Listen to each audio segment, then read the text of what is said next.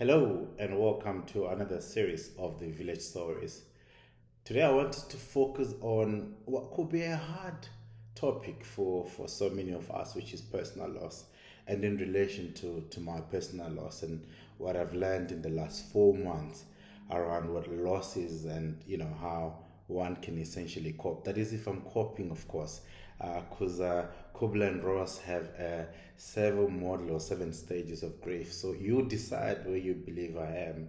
But let me just take you back. I mean, back in the villages, and we're getting used to death now. But I think back in the time, I still remember I must have been 4 or 5, and there was an incident in the community, and our opposite neighbor actually lost their lives. But I still remember vividly those times, when that black SAFFAS cars, and I don't know if you still remember those, service provider called SAFFAS.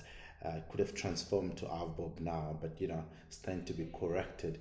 Coming down the street, and we all had to hide. I mean, my grandmother made us hide. We were not allowed to have a pick on that vehicle. That's how scary death has been. I mean, one could actually maybe think that at the time there were very few, or the population was very less, so it was still very scary to see someone losing their lives. And fast track to 2021, which is where we are, and having lost my brother, obviously, as many of you will know.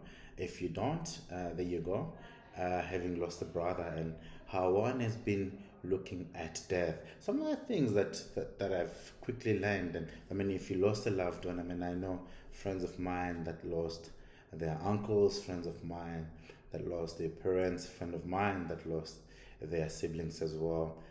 So I think we're all on the same boat. I think most of us are on the same boat. Was that, and I quickly realized, being from a very big family, and being from a very big village, and my family being the size of a village and more, was that uh, our grieving will never be the same. Um, I think it's a given. We'll never grieve the same way. So it's important, and it's still important for me to be mindful, to be sympathetic, if I must say, to other people's cause. But I also just realize that my loved one is really our loved one.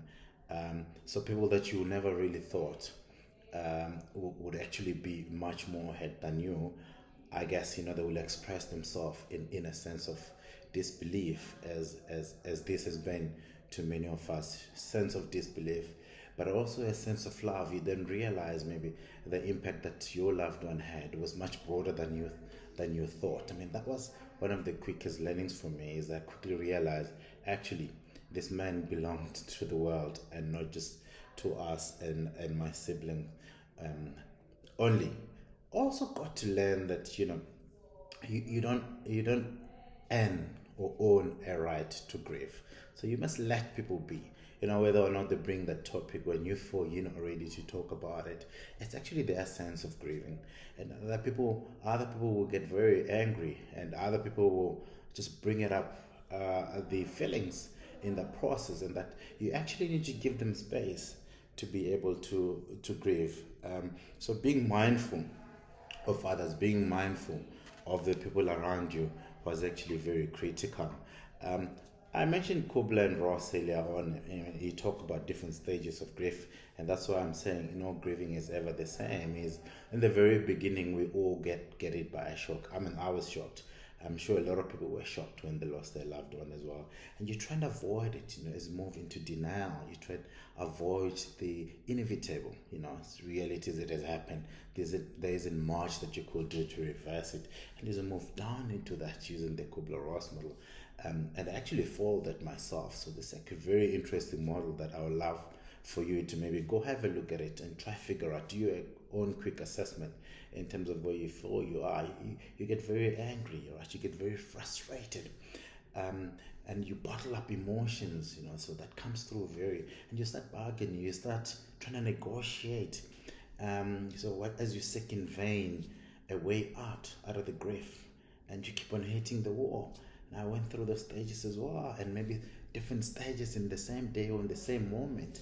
Um, and I think some of you could be feeling the way. So I actually urge you to go have a look at the model and see if it works for you. Certainly tried myself.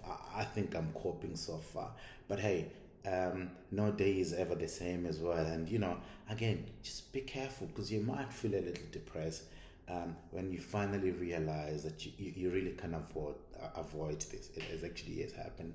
It might drive you into a state of depression. So be careful how you relate into that. And again, as we then move into, I guess, the area of acceptance, and be careful. Like, acceptance does not necessarily mean forgetting, because you never forget that. You don't forget your loved ones, but it's accepting that they're probably not there anymore, and that life as you know it has changed and it will never be the same. And I guess that's what personally I'm going through, just the sense of realization that, hey, life as I know it will never be the same. And I guess it makes it so difficult when the personal loss, like I had, that of being with a friend, and the more than just being a brother, when other events might just trigger your memories, a soccer game, for example, or things that you used to do together. And you need to quickly adapt to change. I'm learning very fast how I'll quickly adapt to change on my personal loss as well. Here's some tips then that I think maybe you should consider. I certainly considered that for myself, is that we've got these chat groups, whether you use WhatsApp or any other chat group, is be aware of the content that you share, because you could all be part of the same family, siblings, and all that. Does not necessarily mean you will digest the loss. Like I said, no grieving is the same. Being aware of the content that you share. You might have someone that might have been way closer to the person, maybe their partner or their children in the WhatsApp group. Just be mindful of that. Be mindful of that content that you're sharing. Try to keep your views sometimes to yourself. I think it's critical. And also just be ready to accept change. Just be ready, just try and motivate people to accept change. And yeah, I mean, yeah, it's been a tough time. It's still a tough time. Like I said, no day is the same. But I just wanted to wish you luck. If you did lose someone so close to you recently, and maybe just give you an opportunity to maybe go see a professional person, a therapist or someone else, but also maybe do a quick self-assessment of the Kubler-Ross model, and I hope maybe that some of the tips that I've given you might be of assistance as we move on, and as we say, long live to the spirits of the people that we really love dearly. I want to wish you the best, and hope that one day we'll have a cup of coffee to have a discussions around how we feel. All right, take it easy. This was another series of the Village Stories. See you soon. Bye.